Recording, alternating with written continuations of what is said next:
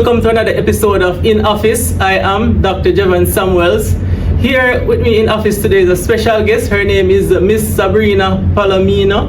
Welcome to the show. Thank you so much, Dr. Samuels. Okay, and Miss Palomino is actually a dietitian by profession, and today we'll be discussing the dietary needs of patients who have different chronic illnesses such as the diabetes, the hypertension, obesity. So we're going to try and be as simple as possible and to go through in details.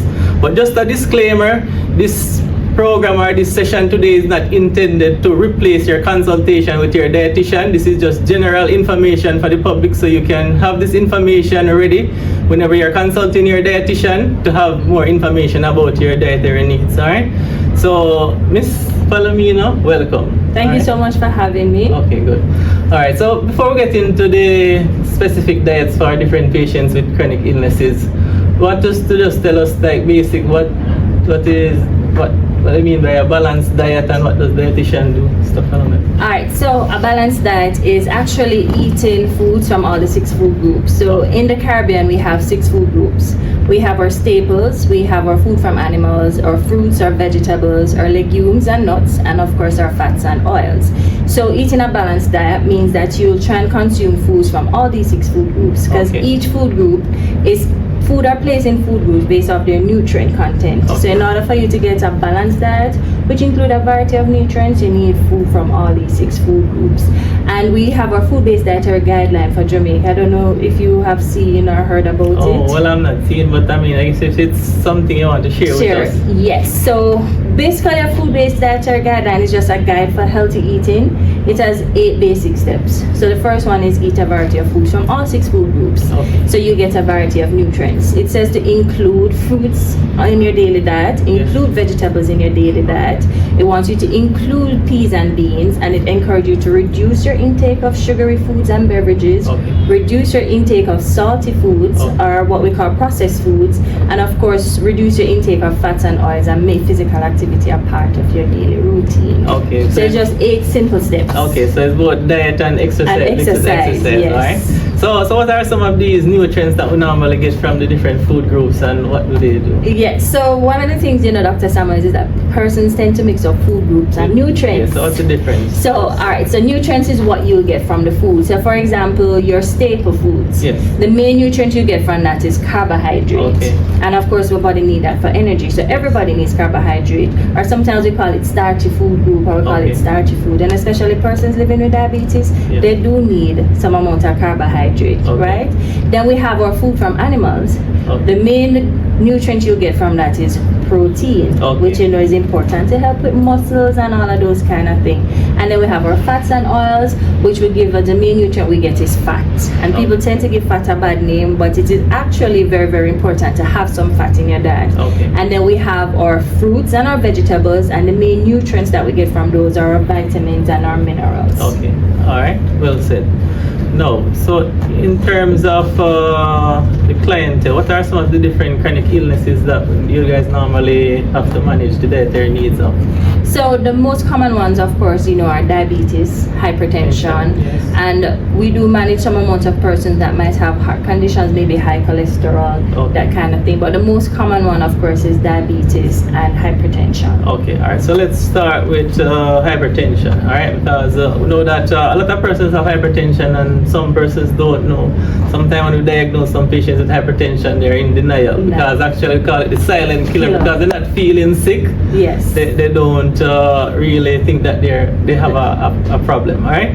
But in terms of hypertension, so if a client come with hypertension, what are some of the advice that you guys normally give them? I want to refer them to you. So one of the main things we normally talk about is, of course, the sodium intake.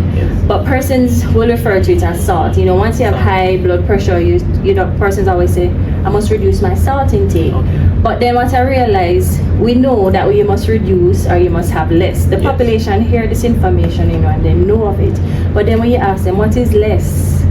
or what is reduced, then they're not able to really quantify it. Okay. So what we normally say to persons, how to learn how to quantify what is less or what is reduced, is that we say normally for persons with hypertension or high blood pressure, we say no more than about half a teaspoon of salt per day. Half a teaspoon? Yes. Right? And for persons that don't have hypertension, it can be about a teaspoon of salt. Okay. And we have to be realistic in that we live in a convenience age. So persons are going to eat convenience food, or they're going to eat processed foods. Because we spend most of our time maybe in traffic trying to navigate. Sometimes when we reach home, you know, you have the family, you have to try to prepare something, and then, you know, they might say they don't have the time, so they're going to have something that is convenient. So I normally say to persons living with hypertension, your nutrition facts panel is very, very important. So you have to turn the side or the box of whatever it is that you're having, and you look at that nutrition facts panel. And especially you have to look at the word sodium, right? So when we're talking about hypertension, you have to look at sodium on your food labels. And one of the rule of thumb that we always say is that you look at sodium, and if you're somebody that has hypertension, you look at percentage daily value, that percentage that you see to the side. So if it is less than 5%, then that's a good one for you, with somebody living with hypertension. If it is greater than 20%, that's a no. So that's a quick way for persons living with hypertension to kind of have an idea of what type of foods are low in sodium, like the processed foods that have the labeling, right? So they just look at the nutrition facts panel. If the sodium is less than 5%, not bad to have. If it is greater than 20%, then we know that's a no. All right. Now, in terms of like to the taste of the food, because say for example, persons are going to be adding salt to their food, or they buy from restaurants and so forth. How would those patients manage to gauge the salt intake? Restaurants are normally have salty and high salt and sugar content. So that part is kind of hard for you to gauge. But what you could do is, like some restaurants, you can maybe ask them if you have to eat out, if they have a low sodium option. So some might have a low sodium option. So you could ask them. Or you could maybe ask them if they prepare from scratch. You know, sometimes you have to wait on the meat to be prepared. So you could ask them to reduce the salt or not to add it at all if we have to eat out. But most times we may buy at restaurants that option is not available. So what I normally say to persons is that you might not have control over that meal. So say it's lunch and you have to eat out. You might not have control over that. But what you can control is maybe the other two meals, your breakfast and your supper. So when those two meals, you make a conscious effort in terms of what you might put in there. So we encourage you to reduce your intake of salt, and that would include your powder seasonings too as well, you know, because we'll classify those as the salty things. So you use your natural herbs and spices, right? We have a array of them. Your scallion, your thyme, your onion, your pimento. And I always encourage persons, you can marinate your meats. So you can always blend these seasonings, marinate them, allow them to soak up that flavor, and then that will give the food improvement in terms of the flavoring, because we tend to use the salt as the flavoring. And I always say to persons, when we're cooking our protein, right, our meat kinds, what we need to do is save some of that fresh herb and spices till the end. So once you have cooked the meat, then you can always add it to it, cover it, let it steam a little to extract that flavor. So you know, you get that flavor from your natural herbs and spices. And you know, you can look at things out there that are available to season your meats. Some of them might be low in sodium, so you can use those as option. And we can use other things, you know, lemon juice, lime juice, fruit juice, those kind of things to help in terms of flavoring our meat kinds and make them a bit more palatable. Alright.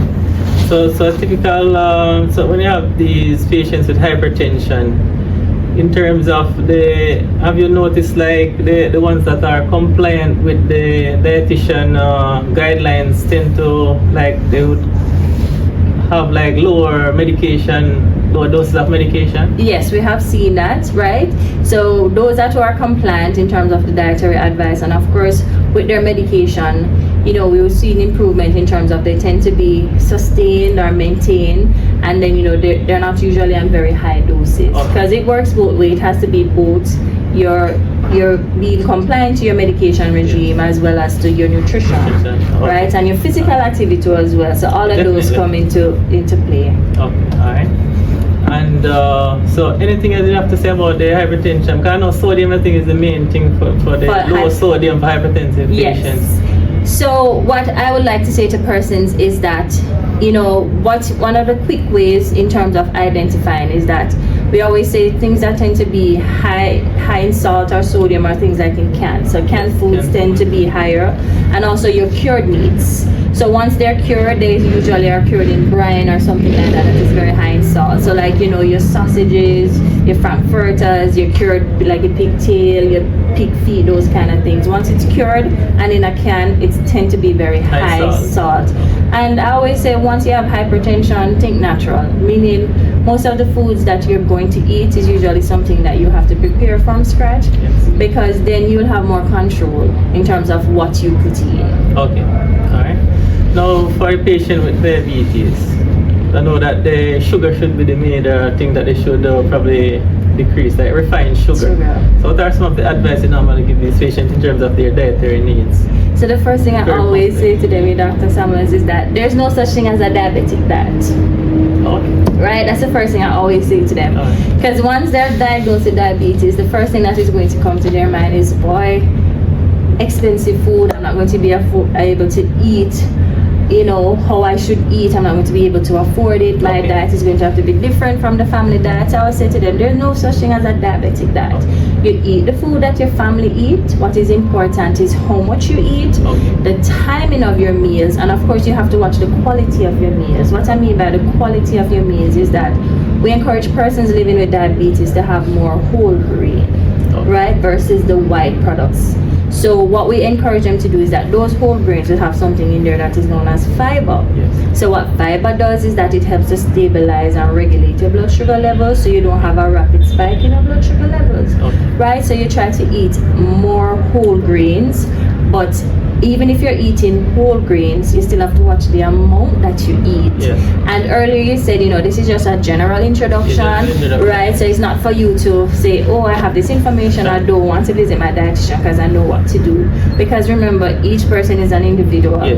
So your needs are going to be different from my needs. So that's what the dietitian does. So they will look at you in terms of a whole assessment, nutrition assessment, then they'll see how much it is that you need. So we look at your medication to, you know, to see what you're on, how we need to gauge the amount of carbohydrates and stuff that you're supposed to have. And then we will plan something for you in terms of that. So one of the main things we do with diabetes is that we encourage persons to have what is known as consistent carbohydrate intake, meaning each meal occasion, whether your breakfast, your lunch, or your dinner, you try to give the body the same amount of carbohydrate, so that way you kind of try to stabilize your blood sugar levels, right? So versus you give it a small amount and then lunch you have this huge amount, and then supper, you know. So we try to keep it consistent so that we as a professionals, we can know how to gauge your diet in terms of saying, all right, this is what you're on, you're taking your medication, you're doing some amount of exercise, your blood sugar levels are still high, then maybe we need to cut back on something. As you said, the refined sugars, no, that's the thing, you know, is that we encourage persons to have very, very small amount. So we encourage them to reduce their intake of refined sugars. So what is reduced again? As I said, it depends on the individual. Normally for the general population, it's for women, is no more than 60 spoons of added sugars for the day. For men, it is 90 spoons. Right, but we know with these refined sugars. But that's for like a person with diabetes? No, without. Okay, so yes, so for without, 60 spoons for women, 9 for men. So, but your nutrition professional, your dietitian or your nutritionist now can incorporate or based off their assessment of you to see how much that it is that you need, and can work it into your meal plan if that is the case, to see how much that you'll have. Because we have to be realistic, Dr. Samuels. We might tell them no sugar, but what happened? They're still going to use it. And one of the things that most persons sometimes do as well is that they will say, you say to them no sugar, but they'll still use other sweeteners. They'll still use like maybe glucose powder. They'll still use honey. They'll use molasses, right? Because they're saying you said no sugar. Yeah, you didn't say no sweeteners, right? So we have to educate them about that sugar come in different forms, right? So when we say reduce your sugar intake or no sugar, we're not just talking about table sugar, whether brown or white sugar, but we speak about honey, we speak about molasses, the glucose powder, those kind of things. So we always encourage persons with diabetes is that you ensure your plate is balanced, meaning when you're plating your meals, right, you have to watch the portion, control the amount you put on your plate. So of course you have to put your staples, which we call our starchy foods in Jamaica. So you need to put that there. You need that carbohydrate for energy, but you also need some amount of protein. Yes. So you have to put your protein with your meals, and of course your vegetables. But how we eat traditionally, we tend to carb load, meaning a typical breakfast sometimes is what? Bread with plantain and a cup of tea with maybe some sugar. So that is all carbs, right? So we tend to treat plantain like a meat kind when it is not. So when you're eating, you have to ensure, as someone living with diabetes, you have some amount of staples, which is your carbohydrate. Yes. You must have some protein, and of course you try to have as much vegetables as you can. And we have two types of vegetables that we classify nutritionally. We have what we call our free veg and our starchy veg. Okay. So our free veg, these tend to be very, very low in carbohydrate. And these include like your leafy vegetables, your cabbage, your okra, your chocho, your callaloo, your tomato. Those ones, they tend to be very, very low in carbs. And then you have your starchy veg, which tend to have a little bit higher carbohydrate content. So those are like your pumpkin, your carrots, your beetroot, your mixed veg. Okay. Right? So when you come to your nutritionist or your dietitian and they develop a meal plan for you, you'll see they have on their group A, group B veg. Okay. And we'll say for your free veg, we call those as desired because they tend to be very low in carb. So we usually encourage persons to use those as fillers. Okay. Because remember, persons when they come to the dietitian, they're going to get a little bit of food. Yeah. And they're going to be hungry. So we always encourage them to use those vegetables as your fillers. Okay. So they're high in fiber, they sit in the stomach a little bit longer, right? So you don't have that rapid spike in your blood sugar level. Okay. All right. So in terms of persons staying with diabetes now, we have like if for example we tell them that to use like so for example they don't use sugar, would there, if a person is able not to add any sugar at all, they should still be fine? Yeah, they should be, because there are other natural sources of sugar, like fruits, right? So fruits naturally sweet, so those are things that and fruits are usually part of their meal plan. They can have fruits as somebody living with diabetes, but as well you have to watch the portion sizes, as in how much that you have. So if it is that we tell them no sugar and they don't add any sugar to the diet, we're speaking about added sugars. But you do have foods that naturally have some sugars in them, and those are usually worked into their meal plan or their diet. Okay. Right? So the fruits can be something that they can use as a substitute in terms of filling that sugar craving that they might have as someone living with diabetes. Okay, all right. Now we need to look at the costs. I know that normally sometimes why some persons complain about with the dietitian is the cost, like because we are going to tell them to eat more fruits and vegetables, but sometimes I know that the fruits and vegetables, the prices can skyrocket in the market. So in cases when the fruits and vegetable prices are high, what are some of the alternatives that we normally encourage them to do? Alright, so the first thing I always say is shopping season, meaning you do have seasonal fruits and vegetables. When they're in season, they tend to be low in cost, right? So we encourage you to shop seasonal, use what is in season. If, say for example, cabbage and lettuce, and cabbage is cheaper than lettuce this time around, you substitute for your cabbage, right? So you try to use what is in season, so that way you can have it and then it won't be so costly. And another thing too, I think, is that we are afraid sometimes of preserving a little. So what I mean by that, for example, you can always freeze some of your fruits and vegetables. Freezing them, don't decrease their nutrition content. Only thing that probably might change is maybe the texture. Yes. Right? But you can look at your freezing option. So I normally say to persons, for example, if say your pumpkins are cheap and they're in season, right? Yes. You can always freeze them and then you can have them to use at a later date. You can use them in your soups. You can even put them in your rice to make pumpkin rice, to add variety to your diet. Okay. So shop seasonal. The same thing with your fruits. You can always shop seasonal with them, right? So usually that is a better option. And then when persons here to eat more fruits and vegetables, we don't mean to eat a barrage, you know. So when we say include more fruits in your diet, typically it's about 2 servings of fruits per day for someone living with diabetes, and that can just be an apple and an orange, and that is your fruit for the day. Right? And we say increase your vegetables. So we usually say maybe half of your plate your vegetables. So once it's in season, you can utilize it, and then just half of your regular plate is your vegetables. So but when they hear increase, they're thinking they must have a whole lot. And when they say increase more vegetables, you know, Google search, what's the first thing that pop up? Or if you Google vegetables, which one you normally see pop up? The carrot, the cabbage, the broccoli and the cauliflower, yes, which are far more expensive. Yeah, that's true. Right, and they will give you similar nutrients as with your callaloo and your cabbage, you know, those that are more accessible to us here locally. So, you know, we have to look at what is in season, try to utilize them as much as possible, and, you know, incorporate them. And I always say to persons, portion control is what is important. So you don't necessarily have to buy the most expensive grain there is, right? Once you can have whatever one you have at home, and you just watch your portion sizes as in how much that you need. And that's why it's important to consult your nutritionist or your dietitian, because they can guide you as in how much to eat, right? Because most persons think, oh, I have diabetes, I must not eat rice, or I must not eat yam, I must not eat flour, you know. So it's important that you consult your nutrition professional, and they can guide you how much of these stuff that you can eat to help to balance your blood sugar levels. All right.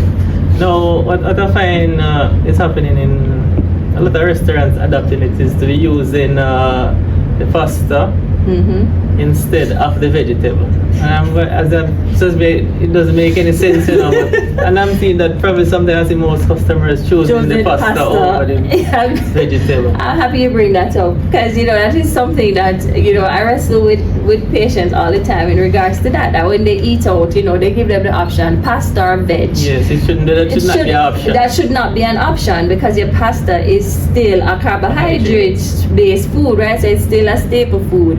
So I always encourage them, opt for the vegetables. So it's not an equal substitution, because basically you're putting in more carbs into the body if you opt for the pasta version. So when they ask you pasta or veg, kindly take the veg because you're already eating the rice, right, which is already a carbohydrate source. So you opt for your vegetables instead of your pasta. All right.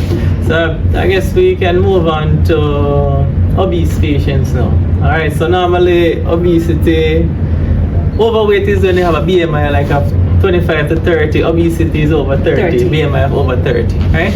And normally these patients take a while to put on the weight, you know, and they really struggle to take it off. I can tell that I have some patients and I send them to dietitian, and they still struggle to take off the weight. How do you manage the obese patients?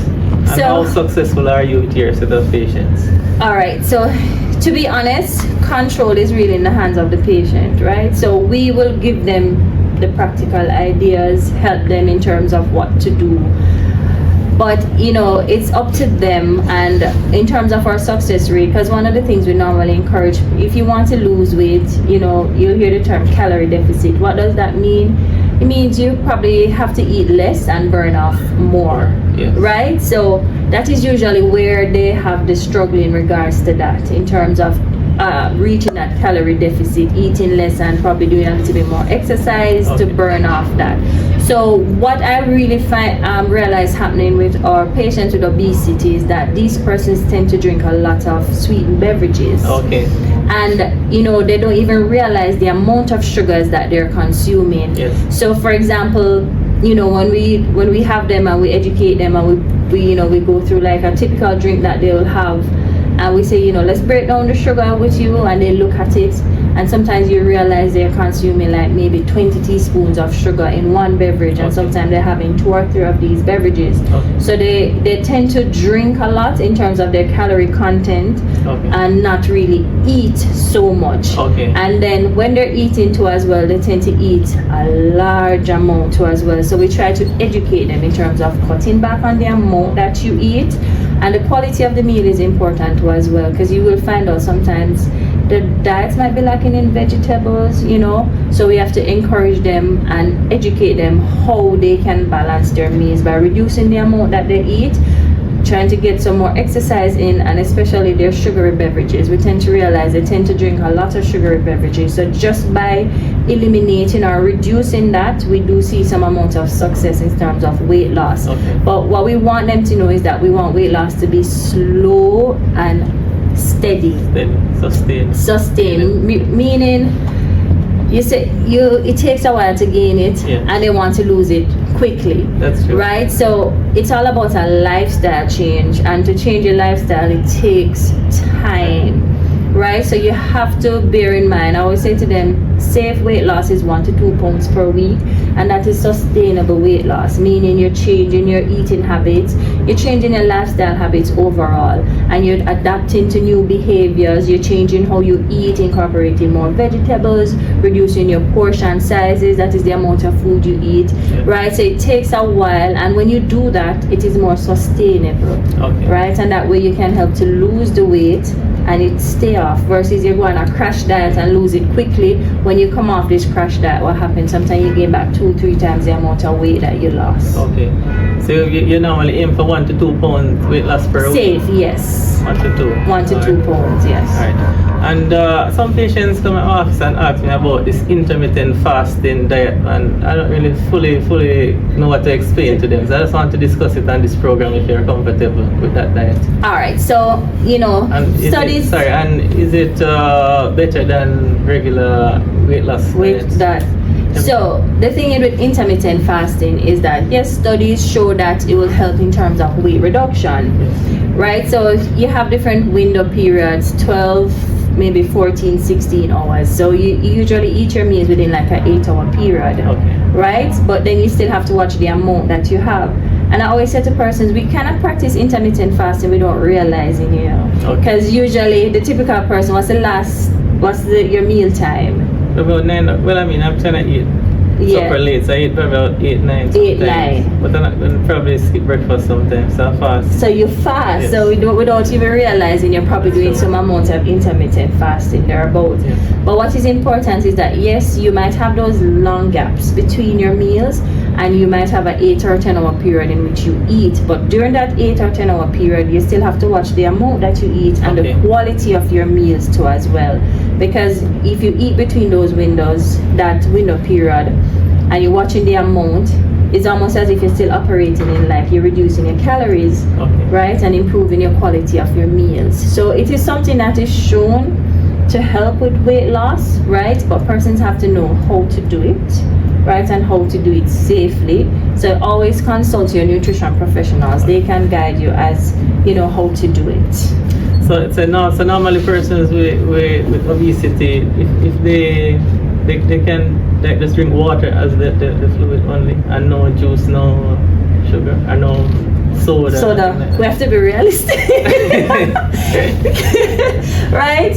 It would be in an ideal situation, we would love if it's just water that they'll have, right? But we have to be realistic, is that they're going to have some amount of juice, right? So what we normally do is guide them as in how much to have, and as I said, we as nutrition professionals will work it into your meal plan if that is something that you like to have. So for example, the serving size of juice is usually 4 ounces, which is half cup. Yes. And that will substitute for a fruit, like a whole fruit. And the reason being is that you have to look at the sugar content, because like half cup of juice will have like 6 teaspoons of sugar. Right? So we have to be realistic in terms that they're going to have it, right? But we have to guide them in terms of how much to have, and do some amount of nutrition counseling with them, and and teach them not to have it on a regular basis. If you're going to have it in your meal plan, how to do some amount of substitution. But in an ideal world, water would be best, but we know that they're not going to have it all day and every day. Alright, since it's just basically a summary we're doing of each condition, I want to move on to end-stage renal disease patient, because it's probably a condition that's on the rise, and we have to, and those patients normally should have strict diet, especially with the potassium uncertain enough, alright? So persons with chronic kidney disease or end-stage renal and the machine, how do you advise them about their diet now? All right, so with the chronic kidney disease, so as you said, there are certain nutrients that we have to focus on. One of the main one is the protein content, right? So the kidneys aren't working so well, so their body's not able to manage and regulate protein as how it should. So they have to watch the amount of protein that they intake. And of course, you can get protein from your food, from animals food group, right? That's your main source of protein. So persons with CKD is usually a very low protein diet, very, very low. So, when you come to your nutrition professional and we're guiding you in terms of what to eat with CKD, we look at your protein content and we usually say for each meal is maybe 1 to 2 ounces of a particular meat, which is a very, very small amount, but we have to say to them, it might look small, right, but this is the amount that you need based on what is happening. And we also encourage what we call high biological value protein versus low biological value. What that basically means is that you want whatever protein that you have, it is more beneficial, or the body will utilize it a little bit better because you only can have a small amount of protein, right? We tend not to encourage them to have peas and beans, right? Because that food group tends to be very high in phosphorus, and once the kidney is not working, you have to watch that particular nutrient. And also you said that earlier on, the potassium too as well. So that is something that they have to look at too as well in terms of the potassium content. So there are certain foods that they won't have that will tell them not to have because it's high in potassium, like their ripe bananas, their coconut water, and these are things that we tend to love as Jamaicans. So when they come to us and we tell them reduce that, they tend to say, oh my, then what it is that I'm going to have. So you have to look at potassium. And another one that you have to look at with your CKD is sodium. So the same information that would have shared earlier in terms of hypertension with sodium is the same thing that the person with a chronic kidney disease in terms of reducing the sodium, the salt, right, the amount of processed food, that kind of thing. So when they now have end-stage renal disease and say maybe they're on the machine, they have a little bit more in terms of liberation in their diets because they're on the machine. But nonetheless, they still have to watch these nutrients. They still have to watch the protein content. They still have to watch the phosphorus, the potassium, and the sodium, right? But as I said, it's based on an individual basis. So you have to consult your dietitian or your nutritionist, and they can guide you because it's based off your weight and a whole other things that your blood results. So we have to look at what is happening to you overall and then plan something for you. But the general rule is, once it's CKD, you have to watch the protein content, your meat kind, the amount. You have to look at your phosphorus. And we always say a quick thing to know with the phosphorus too is nothing dark. Anything that is dark tend to be high in phosphorus. So if the dark beverages, your colas, your malt beverages, those tend to be very high in phosphorus. So once it is dark, as somebody with CKD, you leave it alone. Okay, good. That's a good point. All right, so if we can move on from CKD, let's talk about the heart failure patients, because sometimes I'm really sorry for them when we're going to tell them to limit their fluid intake to that 1.5 liters.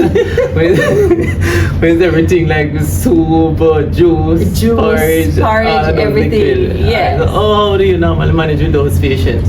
So one of the most important thing that we have to tell them, is that 1.5 liter, and that is not, because some of them would say, 1.5 liters maybe just water that I should reduce, but remember that 1.5 liter means anything that is liquid at room temperature. So your soups, your teas, those kind of things, right? So what we normally encourage them to do is that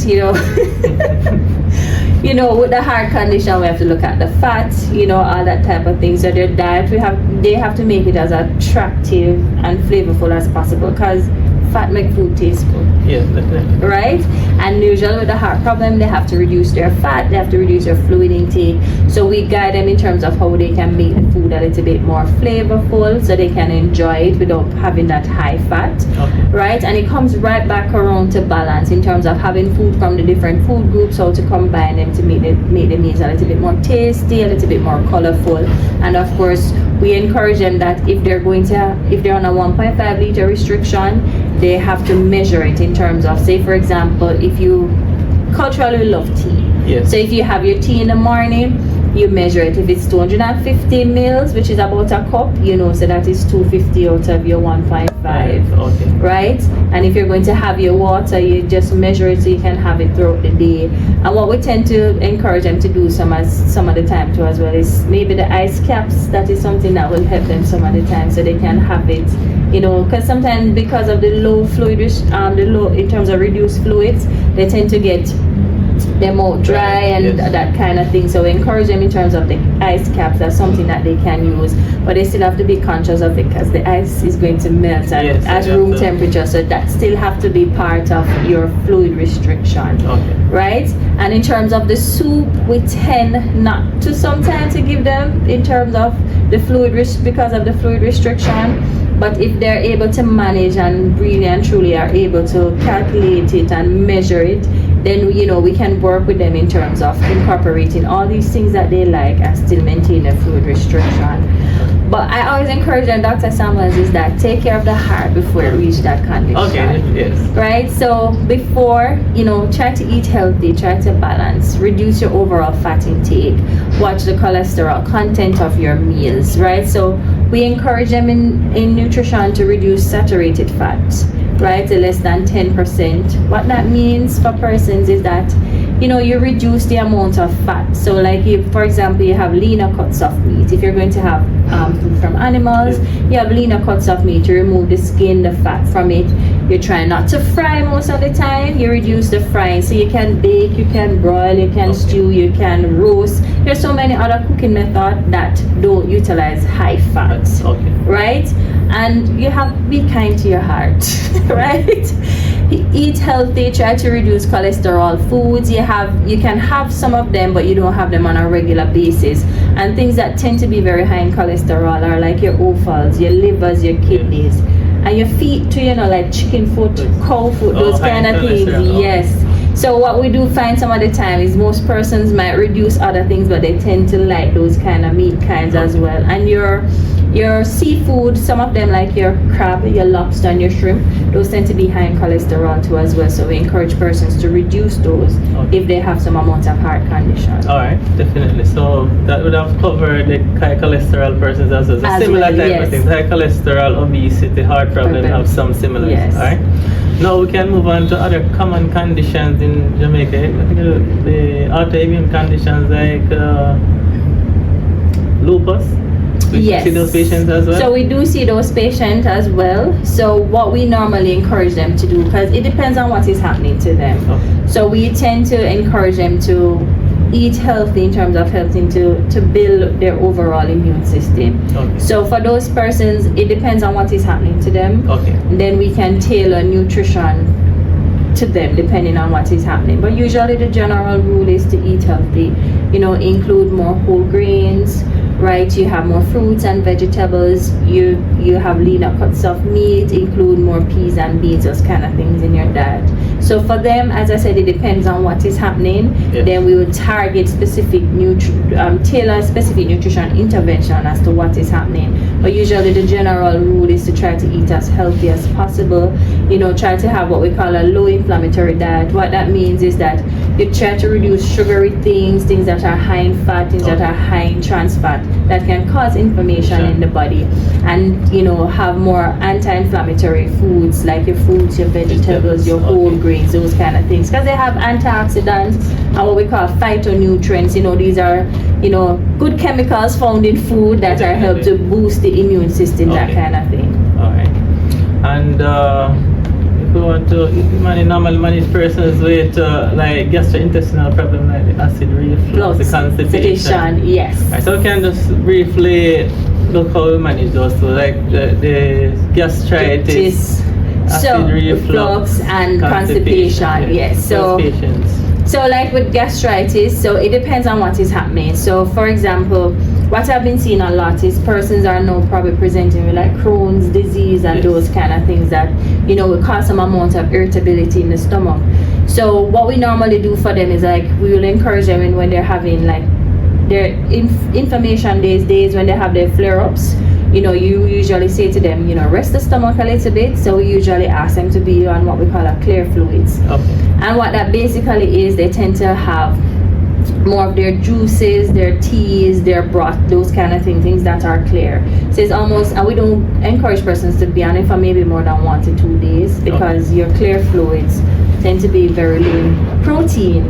And we need protein, right? So we usually do that to rest the stomach, and then what we usually say to them is that they should then move on to what we call a low fiber, like a transition kind of a thing. Yes. So they move on to meals that are low fiber, kind of introduce back fiber into the body, and then as the days progress, then they can move on to their regular foods with their high fiber, that kind of thing, because they tend to have some amount of, they have their flare-up days, so they have to know to manage flare-up days and how to manage the other days. And there are many diets out there if persons do their research. Like for example, I don't know if you've heard about the low FODMAP diet. They've heard that one. So that is one that sometimes they're looking at using, and that is basically what that does is the dietitian or the nutritionist will guide you in terms of what to reduce, in terms of foods that might be high in fiber, or when the body break them down or digest them, they might produce a little gas that might be a little bit uncomfortable for those persons, right? But what is important for those persons is really gut health. Right, trying to build back that gut health, that good bacteria in the gut, right? So we encourage them to have more probiotics. So what that means, like your yogurt, your natural yogurts that we say live and active cultures, and those cultures are those good bacteria need food to feed on, and that is where your prebiotic come in, and that is your fruits and your vegetables. You give those probiotics that food to help to build that gut health. So when it comes to GERD or GERD or acid reflux, as we call it, acid reflux, right? They know it as the acid reflux. We always say to persons, reduce like acidic foods, right? That can be irritable to the stomach. And your acidic foods like your oranges, your grapefruits, your West Indian cherry tends to be very high in vitamin C, guavas, even tomatoes, right? Or tomato-based foods like the ketchup, the pasta sauces, those tend to be very acidic too as well. So we encourage them to reduce those. The fat too as well, they have to reduce their fat intake. They have to ensure that they have protein each time they're eating, and there are certain foods that they have to really look out for that might be irritable to the stomach, right? So it's mainly your acidic and your fat that you have to look at, and we do recommend changes in terms of lifestyle changes. So for example, we encourage them to always try to be upright, so don't lie down flat right after they eat. So maybe stay up 90 minutes before you lay down flat, or when you're sleeping, if you can have a little elevation of the head, right, will work out a little bit better for them. We ask them not to have tight clothing either, so don't draw the belt too tight or the pants too tight around the waist. We say do not eat and drink at the same time. You eat first, you can maybe wait an hour, then you drink, those kind of things when it comes to acid reflux. Right? And of course, the basic rules of nutrition applies to almost all conditions, meaning you have to incorporate more fruits, more vegetables, but with the acid reflux, not acidic fruits, right? Milder ones like maybe your watermelon, your papaya, your ripe banana, those are your apples, right? Acidic. They're not that acidic, so you use those fruits, right? And you have your more vegetables, your whole grains, those kind of things, leaner protein. So you know the basic rules of nutrition of your fruits, your vegetables, your whole grains, your leaner proteins apply basically to all conditions, but it's how you manipulate those type of foods depending on your condition. And if we talk about constipation, it's very right, common. it's very common. And one of the reasons is that we don't eat enough fiber. Definitely. We don't get enough fiber. So we need more fiber in our diet to help with constipation. And what are food groups? What we get fiber from? Our staples, right? So you get fiber from your plant-based, so your ground provisions, your bananas, your yams, they will have some amount of fiber in them, maybe not a lot. Your sweet potato is a good source of fiber. Oats is a good source of fiber. Try to have whole wheat flour, right? Whole wheat rice, those things tend to have more fiber in them. Your fruits and your vegetables have fiber too as well. So you have to eat more fruits and vegetables. And I always encourage persons, with your fruits, the ones that you can eat the skin, you try to have some of those too as well, because you have what we call soluble and insoluble fiber. So both of them serve a purpose. So the insoluble helps to bulk build up the stool, and then the insoluble is basically what is going to help to absorb the water, so it helps it to move through the body, that kind of thing. So you need both. So like some of our fruits that the skin is edible, we tend to have some amount of insoluble fiber, or vegetables that have stalk and stuff like that tend to have some amount of insoluble fiber, right? Banana is one of those two, is known to have both insoluble and soluble fiber. So you try to have more of those to help to build the bulk in the body, but you also have to drink your water. It makes no sense you're bulking up on fiber and you don't have enough water in the body. So it goes hand in hand to help with constipation. So you're increasing your fiber, but you have to increase your water to help with that. All right. Session is going well, but I have one more condition that I wanted to discuss, and then after that, if you have other conditions that the manager want to mention, you can go ahead. But final condition that I wanted to discuss, I mean a lot of conditions, but we can't do all of them. All right. So anemia, because that's very common as well, anemia. Yeah. Normally we tend to give them the iron tablets and so forth if it's iron deficiency, or B12 or folate, whichever the case may be. But in terms of from a nutrition standpoint, what are some of the foods you encourage persons to eat if they have chronic anemia, especially iron deficiency and have blood loss? So that was one I was going to touch on if you didn't bring that up. So with anemia, iron deficiency anemia, so what we normally encourage persons to do is, yes, you get those iron tablets, but you have to look at your diet, how we eat. So we have two types of iron from the food that we get, right? You might hear of heme and non-heme. So heme is what you will get more from like your meat kind, and your body better absorb that type of iron versus the non-heme, which is what you will get from your vegetables. So once your green leafy vegetables, they tend to be good sources of iron, but those have non-heme iron, which your body don't readily absorb. But how you eat in terms of how you pair food for iron deficiency anemia is very, very important. So normally when you're having your non-heme, like your dark green leafy vegetables, those kind of thing, we always encourage you to pair it with something with vitamin C. Okay. So vitamin C helps the body to absorb that type of iron a little bit better, right? So you have it with something with vitamin C. So it can be your fruit juices, if you have your fruit juice, or if you have like orange, any type of fruit that is high in vitamin C, you can have it with your non-heme iron, and that will help your body to better absorb it. Okay. So we call that iron enhancer. So you try to have it with vitamin C. And then you have your iron inhibitors. So those are things that when you eat them with your non-heme iron sources, they tend to reduce how the body absorb iron. So one of the first things is like caffeine is one of those things. So like for example, I would say to persons, you're having your, say your callaloo, maybe your whole wheat dumpling, green banana, those kind of things, trying to increase your iron intake. And we love our tea in Jamaica, we love to have tea. So when you're having that high plant-based iron rich food, we don't want you to have it with things like caffeine. So you don't have your coffee maybe the same time that you're having that type, because the caffeine in there will block it too as well. And we only don't get caffeine from just coffee.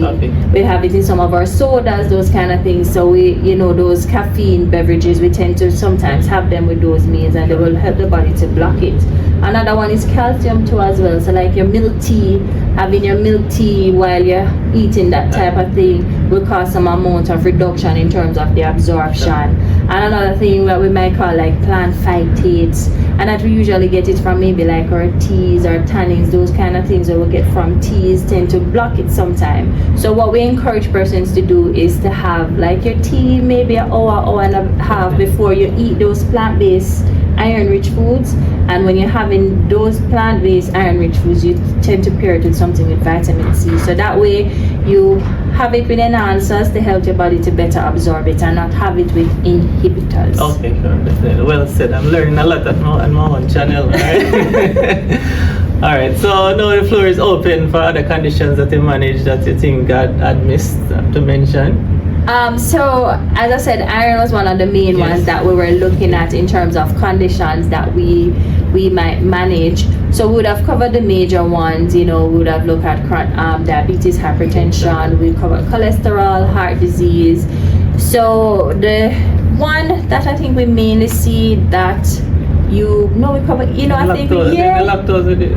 Lactose. Oh yes. So that's the other thing. So in terms of lactose intolerance, right? So basically, you know, you find lactose in dairy foods. So in terms, it's lactose intolerance, meaning, you know, it's not really, it's a condition that can be avoided in terms of if you know that you're not able to absorb the lactose, so you try to stay away from like animal milk, you know, your cheese, your yogurt, those kind of things that tend to be very high in lactose, right? And then we usually say you can always replace them with other things. So for example, you know, milk is a good source of calcium for us, and that is sometimes our main source of calcium that we might have. But if we're not able to have the milk, then we have to look at alternatives. So you can maybe look at your plant-based milk for persons with lactose intolerant. And there are many plant-based milks out there. You have your soy milk, your almond milk, you have your oat milk, that kind of thing. But what I always encourage persons to do is look at the protein content, because most of these plant-based milks, they tend to be very, very low in protein. Okay. Right? So when you're looking at an alternative, because milk is a good source of calcium, good source of protein too as well. So if you're lactose intolerant and you're looking at an alternative, yes, you can look at your plant-based milk, but just also look at the protein content and ensure that you have one that, you know, yes, no lactose, but at least you're getting a little value for your money in terms of nutrition. You're getting some protein, you're getting some calcium, that kind of thing. Okay. All right. Well said. All right. So part of this program is that if the guests have any private business or they see patients privately and they want to share the information with the public, now is the opportunity.